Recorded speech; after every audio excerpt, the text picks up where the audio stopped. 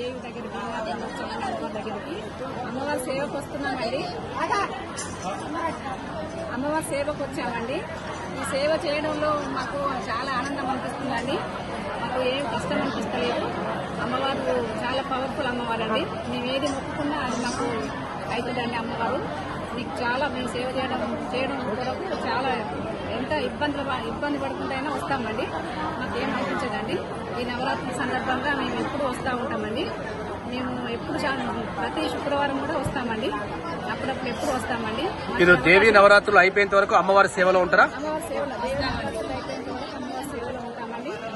ఈ అవకాశం ఇచ్చినందుకు అమ్మవారికి చాలా రుణపడి ఉంటామండి. మేము అందరం చాలా మంది ప్రతి సంవత్సరం 9 రోజుల వరకు మేము వస్తూనే ఉంటాం. జాతరలో కూడా పోయేస్తున్నాం. కానీ అమ్మవారు అంటే మాకు చాలా ఫేమస్. ఈ వరంగల్ అంటే అందరికీ భద్రకాళి అమ్మవారు అంటే చాలా ఇష్టం. ఎక్కడెక్కడ నుండి వస్తారు. మా బాబులు వాళ్ళు చిన్నప్పటి నుండి మేము వస్తూనే ఉన్నాం. మా పిల్లలకు కూడా అన్నప్రసన్నం అవన్నీ కూడా ఇక్కడనే చేసుకుంటామండి. ఎప్పటికి మేము చాలా మాకు ఈ తల్లి అంటే భక్తులు బాగా ఉంటుంది.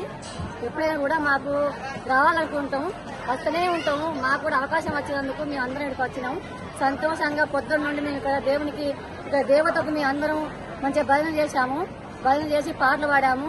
భజన చేసుకుంటూ ఆటలు ఆడుకుంటూ పాటలు పాడుకుంటూ ఈ నవరాత్రుల అన్ని రోజులు కూడా మేము ఇక్కడ చాలా వచ్చి మేము చాలా మంది ఉత్సాహంగా ఉల్లాసంగా ఎంతో మంచిగా మాకు సంబరంగా చేసుకోవాలని మాకు కోరికలు ఉంటాయి. అందుకే ఇక్కడికి వస్తూనే ఉంటాం.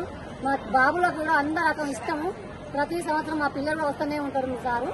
ఎప్పటికీ మా ఊరంతా పత్తిపాక మా గ్రామం, శాంపేట మండలం, వరంగల్ జిల్లా. నా పేరు కొంగర విమల, మా ఆయన పేరు కొంగర కుమారస్వామి. మాది 20 మంది టీము. మేమంతా భజన మండలిపోయాం అండి. ఆంజనేయ భక్తులం మేము. చాలా ఇష్టంగా మేము ప్రతిరోజు మా ఊర్లో కూడా గుడికి వెళ్తామండి. భజన చేస్తాం. ప్రతి శనివారం మేము మంచిగా పూజ చేసుకుంటాము.